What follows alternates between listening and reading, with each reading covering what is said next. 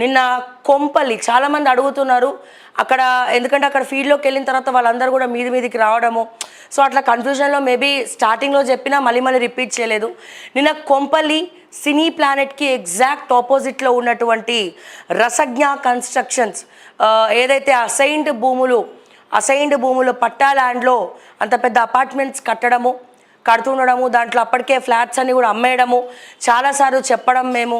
So దీని వెనకాల తేజారాజు, సత్యం రామలింగరాజు కొడుకు తేజారాజు ఇన్వాల్వ్ అయి ఉండడం, తేజారాజు బినామీ ఇన్ఫ్లుయెన్స్తో అది కట్టడం, 10 ఏళ్ల నుంచి ఏ పోలీస్ స్టేషన్కి వెళ్ళినా ఎక్కడ హైకోర్టులో కూడా ఆ కేసు ముందుకు పోకుండా అడ్వకేట్లను మేనేజ్ చేయడం, గవర్నమెంట్ని మేనేజ్ చేయడం, సో కేటీఆర్ ఇన్ఫ్లుయెన్స్ అవ్వడం దీని బ్యాక్ ఎండ్లో. సో ఇవన్నీ కూడా జరుగుతూ రావడం, అక్కడ ఉన్నటువంటి బాధితులు ఓకే టీవీని ఆశ్రయించడం, గత మార్చి నుంచి కూడా మేము వాళ్ళకి చెప్పి చూస్తూ ఉన్నాం, మార్చిలో కూడా కంటెంట్ చేయడం జరిగింది. అయితే హైడ్రా విషయానికి వస్తే చాలామంది కూడా, ఎందుకంటే నాకున్న ఒక అలవాటు ఏంటంటే నేను ఏ ప్రోగ్రామ్ చేసి అది అప్లోడ్ చేసినా పబ్లిష్ చేసినా కింద కమెంట్స్ మాత్రం నేను కంపల్సరీ చదువుతా. ఎందుకు చదువుతా అంటే ఒకవేళ దాంట్లో ఏమైనా తప్పులు ఉంటే నేను సవరించుకోవడానికి, లేదా ఎవడైనా అడ్డమైన కమెంట్లు పెడితే వాళ్ళ తుప్పును వదిలించడానికి. ఈ రెండు. ఒకటి, సబ్జెక్ట్ మీద మాట్లాడిన వాళ్ళు శ్రావ్య ఇది కాదు, నువ్వు ఇట్లా ఉండకూడదు, ఇది ఇట్లా మాట్లాడాలా, సో ఇది ఈ సబ్జెక్ట్ కిందికి వస్తుంది, ఇది ఈ జీవో కిందికి వస్తుంది, లేకపోతే ఇంకెవరికన్నా ఈ దానికి సంబంధించినటువంటి ప్రాబ్లమ్స్ ఉన్నాయా, ఇంకేమైనా కొత్త విషయాలు తెలుస్తాయా అని చెప్పి నేను ప్రతి ఒక్క కమెంట్ క్షుణ్ణంగా చదువుతానండి. అది ఏ కంటెంట్ అయినా ఏ వీడియోనైనా ప్రతి వీడియో కింద వచ్చే కమెంట్స్ నేను ఖచ్చితంగా చదువుతా. సో అట్లా చదవడం వల్ల పబ్లిక్ యొక్క పల్స్ ఏంటనేది మాకు ఒక అవగాహన వస్తుంది. తద్వారా దాని నుండి కూడా మేము మరింత నేర్చుకుంటాం. మార్నింగ్ న్యూస్లో మాట్లాడడానికి కావచ్చు, సో ఇవన్నీ కూడా రకరకాల సమస్యలు మా దృష్టికి కొంతమంది కమెంట్స్లో వాళ్ళ ఇష్యూస్ పెడతారు, దీని గురించి మాట్లాడండి, దాని గురించి మాట్లాడండి. నేను చూస్తున్నాను ప్రతిరోజు మన నరసింహ గారు కూడా చాలా అద్భుతంగా అనాలిసిస్ చేయడం జరిగింది. మనం లేని టైంలో కూడా చాలా బాగా మార్నింగ్ న్యూస్ హ్యాండిల్ చేయడం జరిగింది. కొన్ని ఇష్యూస్ కూడా నరసింహ గారు టేక్ ఓవర్ చేయడం జరిగింది. అయితే నేను అప్పుడు కూడా లైవ్ చూస్తున్నప్పుడు కింద కొన్ని కమెంట్స్ చూసా. చాలామందికి ఫెన్షన్ అనేది రావట్లేదు, శ్రావ్య గారు ఫెన్షన్ రావట్లేదు, రిటైర్ అయిన వాళ్ళకి ఫెన్షన్స్ రావట్లేదు, సో దయచేసి దీని గురించి మార్నింగ్ న్యూస్లో మాట్లాడమని చెప్పి మాకు మెసేజెస్ రావడం జరిగినాయి ఆఫీస్ నెంబర్కి. సో దయచేసి దాని గురించి కూడా ఇప్పుడు నేను మాట్లాడబోతున్నాను. అండ్ అదే రకంగా సో ఇంకెవరైనా బాధితులు హైడ్రా కిందికి రసజ్ఞ కన్స్ట్రక్షన్స్ వస్తాయా రావా అని చాలామంది అడుగుతూ ఉన్నారు. అయితే అది గవర్నమెంట్ ల్యాండ్, మరి గవర్నమెంట్ ల్యాండ్ అయితే ఆ అబ్బాయి ఎందుకు వచ్చిండు, తాతాస్తి వాళ్ళ తాతయ్య పేరు మీద వీళ్ళని బ్లాక్మెయిల్ చేసి ఇబ్బంది పెట్టడము ఎందుకు అంటే, గవర్నమెంట్ ల్యాండ్ని వీళ్ళు అసైన్డ్ భూమి కింద పట్టా చేసి ఆ కుటుంబానికి రాసివ్వడం జరిగింది. గవర్నమెంటు పట్టా భూమి వాళ్ళకి రాసివ్వడం జరిగింది. సో గవర్నమెంట్ ల్యాండ్ కాస్త అసైన్డ్ భూమిగా పట్టా ల్యాండ్గా వాళ్ళ కుటుంబానికి పోవడం జరిగింది. ఆ కుటుంబంకి ఉన్నటువంటి భూమిని వీళ్ళు కబ్జా పెట్టి, పట్టా ల్యాండ్ని కబ్జా పెట్టి అక్కడ రసజ్ఞ కన్స్ట్రక్షన్స్ ఎండి ఎవడో తెలియదు, ఆ కంపెనీ ఎక్కడ కొట్టిన ఆఫీస్ కనబడదు, వేరే కన్స్ట్రక్షన్స్ ఎక్కడెక్కడ ఉన్నాయో కూడా తెలియదు, దానికి ఒక ఆఫీస్ లేదు, దానికి ఒక మేనేజ్మెంట్ లేదు. నేను ఎవరో మేనేజర్ అని వచ్చిండు, ఎట్లున్నాడో చూసిండు మీరు, అంత చిచోరా ఒక మాస్ పబ్లిక్ని పెట్టుకొని ఆ చిచోరా అతను పెట్టుకొని, అతను ఎడ్యుకేటెడ్ కాదు ఏం కాదు, సో అతను మేనేజర్ అని చెప్పి నిన్న మాకు కొట్లాటకు రావడం జరిగింది. అంటే నేను చెప్పేది ఏంటంటే, మీరు కావాలంటే ఎక్కడన్నా గూగుల్ మ్యాప్స్లో చూడండి, రసజ్ఞ కన్స్ట్రక్షన్స్ ఆఫీస్ ఎక్కడా అని కొడితే ఎక్కడ రాదండి, ఎక్కడ రాదు ఆఫీసు. అసలు దాని మేనేజింగ్ డైరెక్టర్ ఎవరో, ఆ రసజ్ఞ కన్స్ట్రక్షన్స్ ఎవరిదో కూడా ఎవరికి తెలియదు.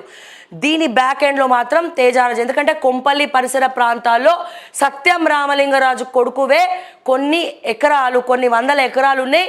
ఆ 100 ఎకరాల కన్స్ట్రక్షన్స్ వాళ్ళు ల్యాండ్స్ మొత్తం కూడా వాళ్ళు డొనేట్ చేయడం జరిగింది. అండ్ ఇది మాత్రమే కాదు, పేట్ బషీర్బాగ్ పోలీస్ స్టేషన్ కిందకి వస్తుంది కొంపల్లి. సో నిన్న వాళ్ళు మా కెమెరామ్యాన్ మీదకి ఎగబడ్డము, కెమెరా దించమని చెప్పి కొట్లాడము, సో అబ్యూస్ లాంగ్వేజ్ యూజ్ చేయడం, నేను చాలామంది మాట్లాడుతూ ఉన్నారు. నాకు బాగా అనిపించింది ఏంటంటే, ఎస్ 90% ఆఫ్ పబ్లిక్ శ్రావ్య శివంగిలాగా తిరగబడుతున్నావు, నువ్వు చాలా గ్రేట్ అని మాట్లాడే వాళ్ళు 90% మంది అయితే ఒక 10% మంది ఉంటారు కదా. ఎవరు ఉంటారు? ఈ రసజ్ఞ కన్స్ట్రక్షన్స్ బ్యాచ్, ఈ చిచ్చోరా బ్యాచ్, వాళ్ళ కస్టమర్స్ ఎవరైతే కొంతమంది అందులో ఇన్వెస్ట్ చేసిన వాళ్ళు ఇంకొంతమంది ఎవరో ఉంటారు. సో వాళ్ళు అడ్డమైన కమెంట్స్ పెట్టడము, అబ్యూజ్ లాంగ్వేజ్తో కమెంట్స్ పెట్టడము, ఇక ముండా గిండా ఏవేవో పెడతారు కదా, ఇక విచ్చలవిడిగా కమెంట్స్ పెట్టడం లాంటివి చేస్తూ ఉన్నారు. ఎందుకు? మిగతా వాళ్ళకు కూడా డౌట్ రావడానికి. సో ఆ రసజ్ఞ టీంకి సంబంధించినటువంటి వాళ్ళు నెగటివ్ కమెంట్స్ పెడుతున్నారు, పెట్టిస్తున్నారు, రిపోర్ట్లు కొడుతున్నారు, కొట్టిస్తున్నారు. బట్ శ్రావ్య ఎవరికి భయపడదు, దేనికైనా రెడీ అని చెప్పి నేను ప్రతిసారి చెప్తా. నాకు అవన్నా అక్కడ ఇష్యూ ఉందా, ఇష్యూని ఇష్యూలాగా ప్రజెంట్ చేయడం వరకే నా బాధ్యత. ఆ కుటుంబానికి న్యాయం జరిగితే నాకు అదే చాలు, అంతకుమించి నాకు ఏం అవసరం లేదు. అండ్ ఇది హైడ్రా కిందికి ఎట్లా వస్తుంది అని చెప్పి చాలామంది అది కూడా కమెంట్స్ పెట్టడం జరిగింది. హైడ్రా కిందికి ఎందుకు రాదని నేను అడుగుతా ఉన్నా. కేవలం ఎఫ్టీఎల్ అండ్ అలాగే చెరువులకి సంబంధించింది మాత్రమే కాదండి.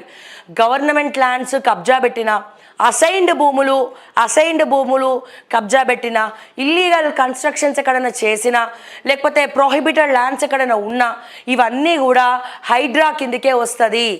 అసలు హైడ్రా బాడీ ఫామ్ ఏంటనేది ఫస్ట్ క్లియర్గా అర్థం చేసుకోండి. సో ఇది అసైన్డ్ భూమి. నిన్న మనం వెళ్ళింది రసజ్ఞ కన్స్ట్రక్షన్స్. ఆ కుటుంబాన్ని మోసం చేసి కేటీఆర్ పేరు వాడుకొని తేజారాజు వాళ్ళని చంపేస్తామని బెదిరించడం జరిగింది. ఎన్ని పోలీస్ స్టేషన్కి పోయి వాళ్ళు కంప్లైంట్ ఇచ్చినా ఎఫ్ఐఆర్ ఫైల్ చేయలేదు, కేసు తీసుకోలేదు. సో ఎందుకు? రీజన్ ఏంటి అంటే తేజారాజుకి అత్యంత సన్నిహితుడు ఎవరు? జాన్, జిగిరి, జిల్లి, జప్ప, గోడ మీద కప్ప. ఎవరంటే కల్వకుంట్ల తారక రామారావు గారు. అది ఎవరిని అడిగినా చెప్తారు. ఇన్ఫ్యాక్ట్ ఈ జన్వాడ ఫామ్ హౌస్ 111 జీవో పరిధిలో ఉన్నటువంటి జన్వాడ ఫామ్ హౌస్ కూడా ఒక రకంగా అది తేజారాజు ఇప్పించిందే అని చెప్తారు. అందుకే అతను కేటీఆర్ గారు కూడా ఏం చెప్తున్నారు? కేటీఆర్ గారు ఈ జన్వాడ ఫామ్ హౌస్కి నాకు సంబంధం లేదంటాడు. లీజుకి తీసుకున్నా అంటాడు, నా ఫ్రెండ్ దగ్గర లీజుకి తీసుకున్నా, కావాలంటే కులగొట్టుకోండి, ఏమన్నా చేసుకోండి అంటాడు ఒక పక్క. మరో పక్క ఏమంటాడు? కోర్టులనేమో ఇది నాదే, దీన్ని కులగొట్టదని కేసు ఫైల్ చేస్తారు. కోర్టుల పిటిషన్లేమో ఆయన పేరు మీదే ఉన్నాయి. మరి ఏది నిజం, ఏది అబద్ధము, ఎట్లా జనాలని మోసం చేస్తున్నారు అనేది మీరు అర్థం చేసుకోవచ్చు. సో ఇట్లా నేనేమంటున్నా, ఏ ప్రభుత్వం వచ్చినా తింటుందండి. అది అందరికీ తెలిసినటువంటి నగ్న సత్యం. దాన్ని ఎవడు కూడా మార్చలేడు. ప్రతి ప్రభుత్వం కూడా తింటుంది. కానీ ఆ తినే తిండి పేదవాళ్ళ కడుపు కొట్టద్దు. ఆ తినే తిండి ఎవడైతే నీడ ఉందో అది మనం గుంజుకోకూడదు. చాలా రకాలుగా మీరు చేయాలనుకుంటే చాలా రకాల ఇన్కమ్ సోర్సెస్ ఉంటాయి.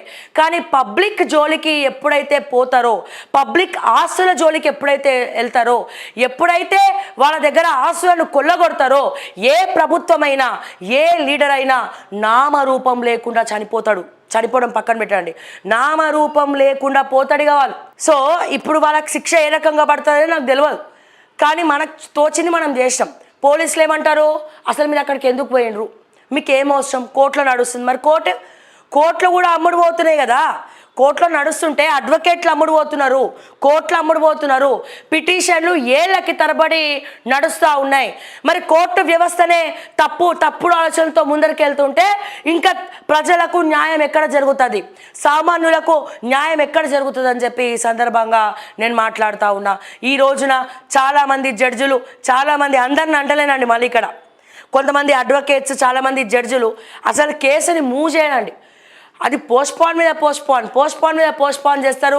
అవతల పార్టీ దగ్గర డబ్బులు తీసుకొని ఇచ్చేస్తారు.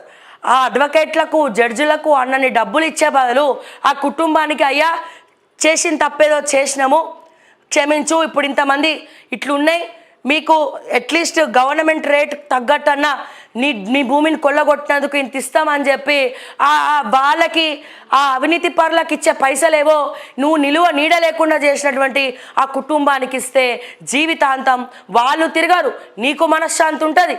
అంతేగాని మోసం చేసి తీస్తే ఏం బాగుపడతావండి? నువ్వు బాగుపడతారా మోసం చేసిన వాళ్ళు? ఇప్పుడు నడుస్తుంది, ఇప్పుడు ఉడుకుతాయి వాళ్ళ పప్పులన్నీ, కానీ ఫ్యూచర్లు ఉడకవు, ముందు ఉడకవు. అది ఎప్పుడో అప్పుడు కుటుంబ రూపంలో, నీ పిల్లల రూపంలో, వృక్ష రూపంలో మిమ్మల్ని తరతరాలుగా పీడించుక తింటాయి, గుర్తుపెట్టుకోండి. సో వాళ్ళు ఎన్నేళ్ళు తిరగాలి, ఇంకా ఎన్ని సంవత్సరాలు అట్లా తిరుగుతూ ఉండాలి, నాకైతే అర్థం కావట్లేదు. వాళ్ళ బాధ వర్ణనాతీతం. నిన్న మేము కండెమ్ చేసిన తర్వాత ఈ రసజ్ఞ కన్స్ట్రక్షన్ బాధితులు ఇంకా 10 మంది ఉన్నారట. ఆఫీస్లకు ఫోన్లు వచ్చినాయి, ఇంకా 10 మంది ఉన్నాం శ్రావ్య గారు, మాకు చెప్పకుండా ఈ కంటెంట్ చేసినారు, కానీ మేము కూడా బాధితులమే, ఇంకో కంటెంట్ చేయండి దయచేసి, మా బాధ మీ ఓకే టీవీ ద్వారానన్నా మేము తెర మీదకి తీసుకొస్తామని చెప్పి చాలామంది మాట్లాడుతూ ఉన్నారు. ఇంకొంతమంది లత్కోర్ బ్యాచ్ ఉంటుంది, కొన్ని పిచ్చి పిచ్చి బ్యాచ్ ఉంటుంది. వాళ్ళు ఏం పెడతారు, కమిషన్ ఏజెంట్, బ్లాక్మెయిలర్స్ ఏం చేస్తారు తెలుసా అన్న? బ్లాక్మెయిలర్లు ఏం చేస్తారు తెలుసా? డైరెక్ట్గా ఫీల్డ్ మీదకి పోయి కంటెంట్ చేయరు. అసలు మీకు బ్లాక్మెయిల్ దందా అంటే ఏందో తెలుసా? నేను చెప్తా వినండి. మీడియా వాళ్ళు పైసలు ఎట్లా వసూలు చేస్తారు తెలుసా? నేను చెప్తా వినండి. ఫస్ట్ ఫుల్ కంటెంట్ వేయాలన్నా పైసల కోసం చేస్తే అన్న, ఫస్ట్ ఫుల్ కంటెంట్ ఎవడు వేయడన్నా, ఫస్ట్ ప్రోమో రిలీజ్ చేస్తారు. పొలానా కొంపల్లిలో బ్రేకింగ్ న్యూస్, రసజ్ఞ కన్స్ట్రక్షన్ వాడి మోసాలు పాపాలు, బాధితులు, మా ఛానల్ని ఆశ్రయించిన బాధితులు, రసజ్ఞ బాధితులు, ఇట్లాంటి ప్రోమోలు వస్తాయన్న మీరు అబ్జర్వ్ చేయండి. మరి ఎందుకన్నా ప్రోమో వచ్చిన తర్వాత ఫుల్ ఎపిసోడ్ ఎందుకు రిలీజ్ చేయాలన్నా రిలీజు అక్కడే ఉందన్న అసలు కిట్కు.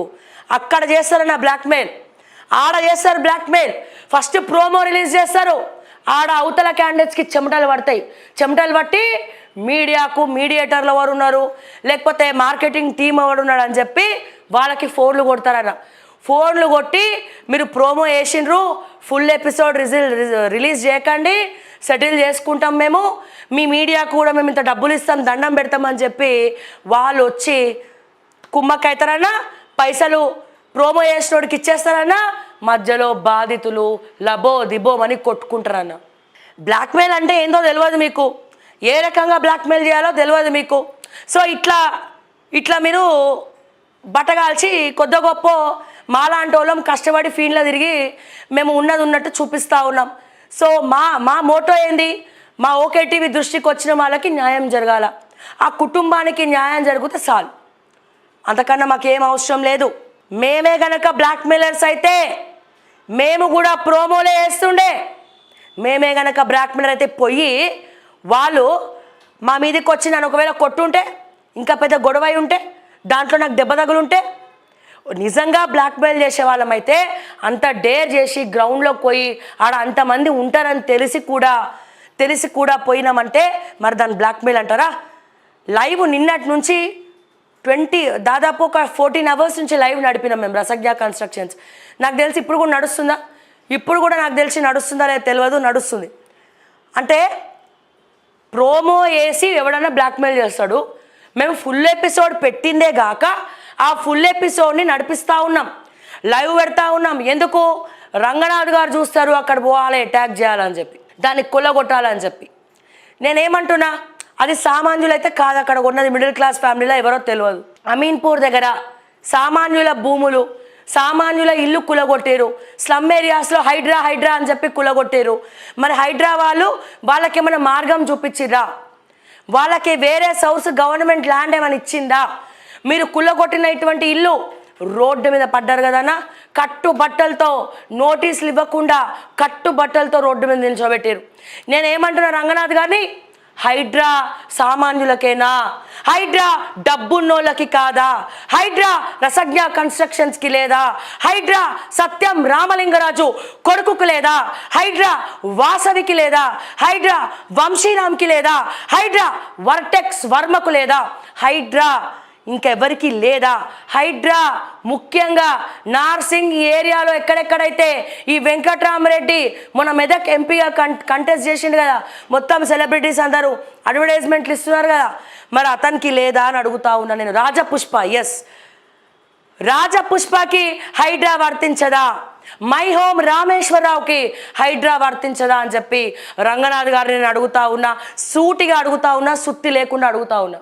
20-30 ఏళ్ళ నుంచి స్లమ్ ఏరియాస్లో ఎవడెవడైతే దడప పాగలేసుకొని కట్టుకొని ఉన్నారో, ఈ రోజున హైడ్రా ఎవడి మీద పనిచేస్తుంది? అక్కినేని నాగార్జున దగ్గరకు పోయి కులగొట్టిరు, చాలా సంతోషం, వెరీ హ్యాపీ. కానీ ఒకటే నాగార్జునది పగలగొట్టి కుల్లగొట్టి మిగతావన్నీ ఎవరివి కూలగొట్టిరు? సామాన్యులవి, కూటికి గతి లేని వాళ్ళవి, నిలువ నీడ లేకుండా చేస్తున్నావు. ఈ పాపం ఎవరిది? డబ్బున్న వాళ్ళ మీద పడు, వాళ్ళకి కూటికి గతి కూడా లేదు. చాలామంది కట్టు బట్టలతో అండి, అట్లీస్ట్ వాళ్ళు బట్టలు తీసుకునే సమయం కూడా ఇవ్వకుండా హైడ్రా మొత్తం కూడా స్లమ్ ఏరియాస్ని డ్యామేజ్ చేసింది. 20-30 ఏళ్ళ నుంచి ఇల్లు కట్టుకొని ఉన్న వాళ్ళ మొత్తం కూడా నిలువ నీడ లేకుండా రోడ్డు మీద చేసింది. చాలామంది గుడిసెలు వేసుకొని ఉంటున్నారు అక్కడ. నేను అందుకే నాకు బాధ అవుతుంది, ఇటువంటి రసజ్ఞ వాళ్ళ దగ్గరికి ఎందుకు పోదు హైడ్రా? వంశీరామ్ బిల్డర్స్ దగ్గరికి ఎందుకు పోదు హైడ్రా? మై హోమ్ రామేశ్వరరావు దగ్గరికి ఎందుకు పోదు హైడ్రా? వాసవి ఓడి దగ్గరికి, Vasavi lake view, Vasavi lake view అని చెప్పి అడ్డమైన అడ్వర్టైజ్మెంట్లు ఇస్తారు కదా. మరి లేక్ వ్యూ అంటే ఏంది? చెరువుని కబ్జా పెట్టుడే వ్యూ అని చెప్పి అందరికి తెలియదు, చెవులో కాలిఫ్లవర్లు పెడతారు వాళ్ళు. మరి వాసవి ఓడి దగ్గరికి ఎందుకు పోవు? మై హోమ్ రామేశ్వరరావు దగ్గరికి ఎందుకు పోవు? వంశీరామ్ బిల్డర్స్ దగ్గరికి ఎందుకు పోవు? వర్టెక్స్ ఓడి దగ్గరికి ఎందుకు పోవు? ఎందుకు పోరు? వర్టెక్స్ ఓడి దగ్గరికి ఎందుకు పోరు? నిజాంపేట్ బాచపల్లి దగ్గర నుంచి మొదలు పెడితే అన్ని వర్టెక్స్ వర్మవే, అన్ని కన్స్ట్రక్షన్స్ వాళ్ళవే. చెరువుల్ని కబ్జా పెట్టి మరి దోచుక తిన్నది వాళ్ళే, రెరాని మేనేజ్ చేసేది వాళ్ళే, హెచ్ఎండిఏని మేనేజ్ చేసేది వాళ్ళే, కార్పొరేటర్లని మేనేజ్ చేసేది వాళ్ళే, అందరినీ కోఆపరేట్ చేయమని అడిగేది వాళ్ళే.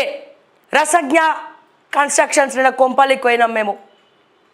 రాజపుష్ప ఎందుకు పోరు? వెంకటరెడ్డి ఐఏఎస్కి, ఒక కలెక్టర్కి రాజపుష్ప ఎట్లా పెట్టిండు? అన్ని భూములు ఏడికెళ్ళి వచ్చినాయి రాజపుష్పకి?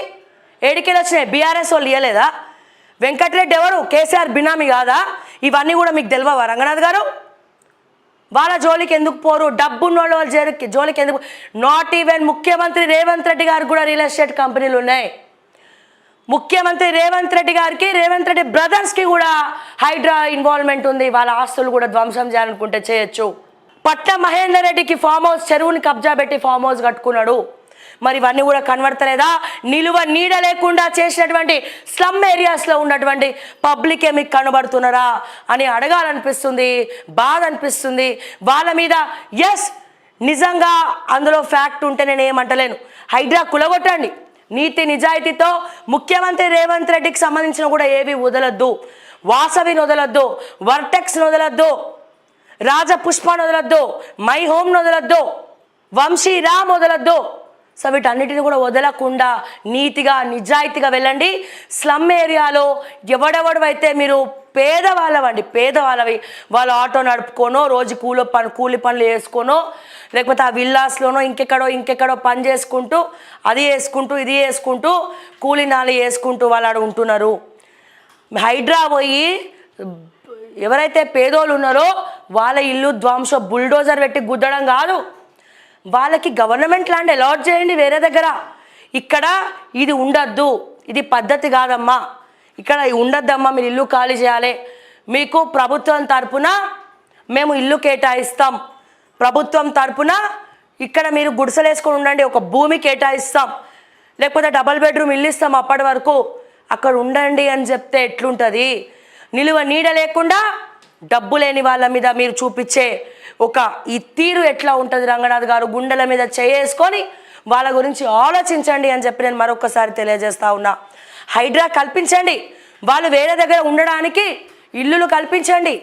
డబల్ బెడ్రూమ్ గవర్నమెంట్ ఇల్లులు ఆడ మస్తు పడున్నాయి ఖాళీ, ఆ కేసీఆర్ కట్టవి, గవర్నర్ తీసుకపోయి ఇవ్వండి పోనీ. లేకపోతే గవర్నమెంట్ ల్యాండ్ ఇవ్వండి, 60 గజాలు, 100 గజాలు ఇస్తారా, 60 గజాలు ఇస్తారా? దునియా మొత్తం ల్యాండ్ ఉంది మన దగ్గర, మస్తు ల్యాండ్ ఉంది. ఈ సన్నాసుల ఎవరికి లీడర్లకి మొత్తం రియల్ ఎస్టేట్ వాళ్ళు గవర్నమెంట్ ల్యాండ్ ఏడేడా దోచుకోవాలా అని చెప్పి దోచుకుంటున్నారు కదా. ఒక 60 గజాలు, ఒక 100 గజాలు వాళ్ళకి ఇవ్వండి, బాధిత కుటుంబాలకి ఇవ్వండి, ఆడ గుడిసెలు వేసుకొని ఉంటారు వాళ్ళు. అంతేగాని కట్టుబట్టలతో వాళ్ళ ఫ్రిడ్జ్, టీవీ బుల్డోజర్తో గుద్దేసి వాళ్ళు కొనుక్కున్న ఐటమ్స్ కూడా ఏం లేకుండా చేసి, అట్లీస్ట్ వంట సామాన్లు తీసుకుని, బట్టలు తీసుకునేటువంటి హౌలత్తు కూడా ఇవ్వకుండా నిలువ నీడ లేకుండా చేసినటువంటి పాపం ఎవరిదని చెప్పి నేను అడుగుతా ఉన్నా ఈ రోజున. మీకు నిజంగా చిత్తశుద్ధి ఉంటే, మీరు నిజంగా నీతి నిజాయితీ అని అడుగులేస్తే బుల్డోజర్ ఏడబెట్టాలి. మీరు బుల్డోజర్ ఏడబెట్టాలి, వంశీరామ్ బిల్డర్స్ దగ్గర పెట్టాలి. బుల్డోజర్ ఏడబెట్టాలి, రసజ్ఞ కన్స్ట్రక్షన్స్ దగ్గర పెట్టాలి. బుల్డోజర్ ఎడబెట్టాలి, వర్టెక్స్ వర్మ ఇంటి దగ్గర పెట్టాలి. బుల్డోజర్ ఏడబెట్టాలి, వాసవి కన్స్ట్రక్షన్స్ దగ్గర పెట్టాలి. బుల్డోజర్ ఏడబెట్టాలి, రాజపుష్ప కడుతున్నాడు కదా, రాజపుష్ప వాడి దగ్గర పెట్టాలి. బుల్డోజర్ ఎడబెట్టాలి, మై హోమ్ కన్స్ట్రక్షన్స్ దగ్గర పెట్టాలి. అండ్ అట్లనే ఏవేవైతే పెద్ద పెద్ద విల్లాస్ ఉన్నాయో మోకిలా దగ్గర కోండి. పేరుకే అది మోకిలా, మోకిలా విల్లాలు, మీ గుండెల్లో చిరుజల్లులు అని ఇట్లా అడ్వర్టైజ్మెంట్లు వస్తాయి టీవీలలో. ఇప్పుడు ఏమైంది, మోకిలాలో వెంచర్లు వేసిర్రు, విల్లాలు కొనుక్కున్నారు. అప్పట్లో 2 కోట్లు పెట్టి కొనుక్కుంటే ఇప్పుడు దాని విలువ 5-6 కోట్లు అయిందంట. కానీ ఏమైంది తెలుసా, మోకిలల నీళ్ళు మోకాల వరకు వచ్చినాయి. ఏడు వరకు వచ్చినాయి అన్న, మోకిలల నీళ్ళు మోకాల వరకు వచ్చినాయి అన్న. మరి మోకాల వరకు నీళ్ళు వస్తే వాళ్ళ కార్లు డ్యామేజ్ అయిపోతాయి, నడవనికి రాదు.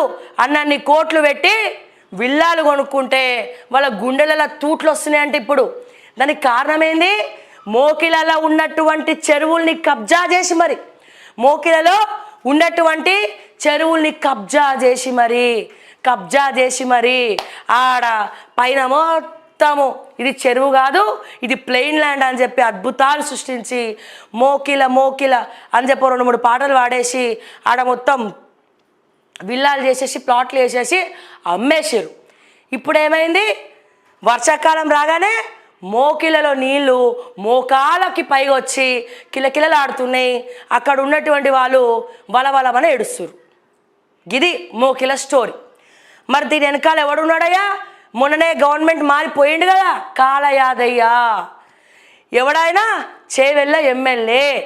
అక్కడ ఏ ప్లాట్ వేసినా ఏం చేసినా ఆయన బినామీల పేర్ల మీద ఆస్తులు తీయండి, మీకు దమ్ములుంటే తీయండి చెప్తా. చేవెళ్ళ ఎమ్మెల్యే వాళ్ళ ఇంటిలిపాది మొత్తం రాజకీయమే.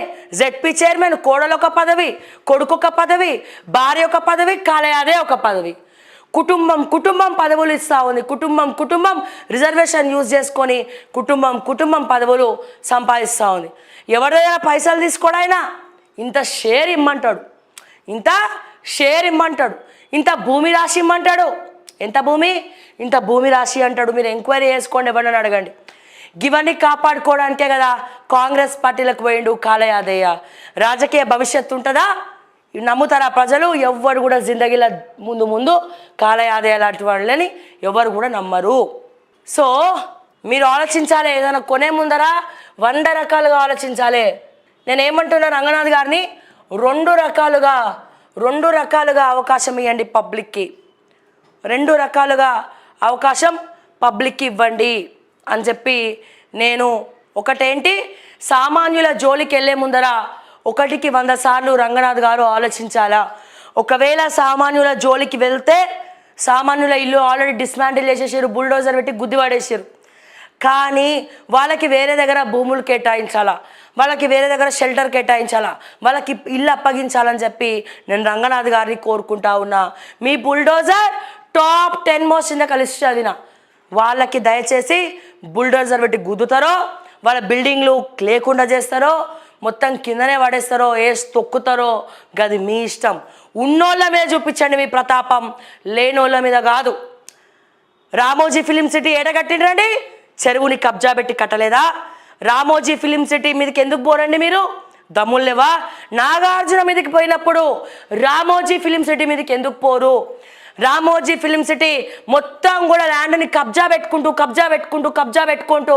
గవర్నమెంట్ ల్యాండ్ని కూడా కబ్జా పెట్టుకుంటూ ఏ ప్రభుత్వం వస్తే ఆ ప్రభుత్వానికి మడుగులొత్తుతూ మాట్లాడిండ్రు కదా. మరి అటువంటి రామోజీ ఫిలిం సిటీ మీకు గుర్తొస్తలేదా రంగనాథ్ గారు? రామోజీ ఫిలిం సిటీ మీదకి వెళ్ళే ధైర్యం లేదా? రామోజీ ఫిలిం సిటీ కబ్జా కోర్ ల్యాండ్స్ అన్ని కూడా మీరు తీసుకునే పనులు హైడ్రా తీసుకోలేదా? స్వాధీనం చేసుకోలేదా? చెరువుల్ని కూడా లోపల రామోజీ ఫిలిం సిటీ కబ్జా పెట్టిందే. అసలు ఎంత విస్తీర్ణంలో ఉందో కూడా ఎవరికి ఊహకి కూడా అందనటువంటి ల్యాండ్స్ రామోజీ ఫిలిం సిటీ తీసుకుందే. మరి ఎందుకు పోరు? రామోజీ ఫిలిం సిటీకి ఒక రూలు, సామాన్యులకు ఒక రూలా అని చెప్పి నేను మరొక్కసారి రంగనాథ్ గారిని నేను రిక్వెస్ట్ చేస్తూ ఉన్నా. రామోజీ యొక్క చరిత్ర కూడా బయట పెట్టండి. రామోజీ ఫిలిం సిటీ ఏవేవైతే గవర్నమెంట్ ల్యాండ్స్ స్వాధీనం చేసుకుందో గవి హైడ్రా తీసేసుకోండి. ఎక్కడెక్కడ వాడు కబ్జా పెట్టిండ్రో రామోజీ ఫిలిం సిటీ వాళ్ళు అదంతా కూడా ప్రభుత్వం హ్యాండ్ ఓవర్ చేసుకోండి హైడ్రా ద్వారా అని చెప్పి నేను మరొక్కసారి ఈ సందర్భంగా నేను తెలియజేస్తా ఉన్నా.